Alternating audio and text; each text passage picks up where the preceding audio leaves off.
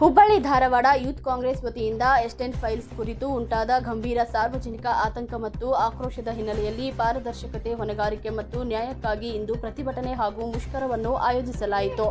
ಪ್ರತಿಭಟನೆಗೆ ಯೂತ್ ಕಾಂಗ್ರೆಸ್ ಜಿಲ್ಲಾ ಅಧ್ಯಕ್ಷರಾದ ಅರ್ಜುನ್ ಪಾಟೀಲ್ ಅವರ ನೇತೃತ್ವದಲ್ಲಿ ಅನೇಕ ಹಿರಿಯ ಹಾಗೂ ತಳಮಟ್ಟದ ನಾಯಕರು ದೊಡ್ಡ ಸಂಖ್ಯೆಯಲ್ಲಿ ಭಾಗವಹಿಸಿ ತಮ್ಮ ಸಾಮೂಹಿಕ ಆತಂಕವನ್ನು ವ್ಯಕ್ತಪಡಿಸಿದರು. ಸಭೆಯನ್ನು ಉದ್ದೇಶಿಸಿ ಮಾತನಾಡಿದ ನಾಯಕರು ಸಾರ್ವಜನಿಕ ವಿಶ್ವಾಸ ಮತ್ತು ನೈತಿಕ ಹೊಣೆಗಾರಿಕೆಗೆ ಸಂಬಂಧಿಸಿದ ವಿಷಯಗಳಲ್ಲಿ ಸತ್ಯ, ನ್ಯಾಯ ಮತ್ತು ಕಠಿಣ ಹೊಣೆಗಾರಿಕೆಯ ಅಗತ್ಯತೆಯನ್ನು ಒತ್ತಿ ಹೇಳಿದರು.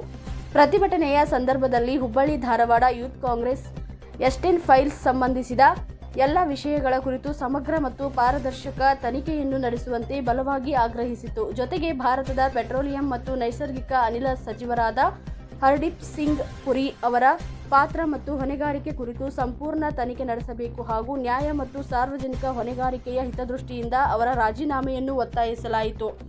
ಪ್ರತಿಭಟನೆಯಲ್ಲಿ ಮುಂದಿಟ್ಟ ಪ್ರಮುಖ ಬೇಡಿಕೆಗಳು: ಎಸ್ಟೇಟ್ ಫೈಲ್ಸ್ ಕುರಿತು ಪಾರದರ್ಶಕ ಮತ್ತು ಸ್ವತಂತ್ರ ತನಿಖೆ, ಎಲ್ಲ ಸಂಬಂಧಿತ ವಿಷಯಗಳಲ್ಲಿ ನ್ಯಾಯ ಮತ್ತು ಹೊಣೆಗಾರಿಕೆ.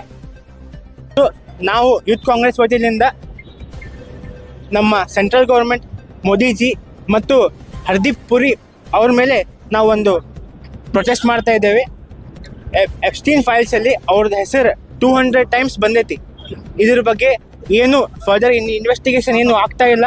ಇದ್ರ ಬಗ್ಗೆ ಇನ್ವೆಸ್ಟಿಗೇಷನ್ ಆಗಲಿ, ಏನು ಕ್ಲಿಯರಾಗಿ ಇನ್ವೆಸ್ಟಿಗೇಷನ್ ಆಗಿ ಮತ್ತು ಆಮೇಲೆ ಹರ್ದೀಪ್ ಪುರಿ ಅವರು ರೆಸಿಗ್ನೇಷನ್ ಕೊಡ್ಬೇಕಂತ ಹೇಳಿ ನಾವು ಏನು ಮನವಿ ಮಾಡ್ತಾ ಇದ್ದೇವೆ. ಯೂತ್ ಕಾಂಗ್ರೆಸ್ನಿಂದ ಪ್ರೊಟೆಸ್ಟ್ ಮಾಡಿ ಇದು ಮನವಿ ಕೊಡ್ತಾ ಇದ್ದೇವೆ. ಇದೇನಾರ ಅವ್ರ ಇನ್ವೆಸ್ಟಿಗೇಷನ್ ಆಗಲಿಲ್ಲ ಅಂತಂದರೆ ಇನ್ನೂ ಘೋರ ಹೋರಾಟಕ್ಕೆ ನಾವು ಮಾಡ್ತೇವೆ.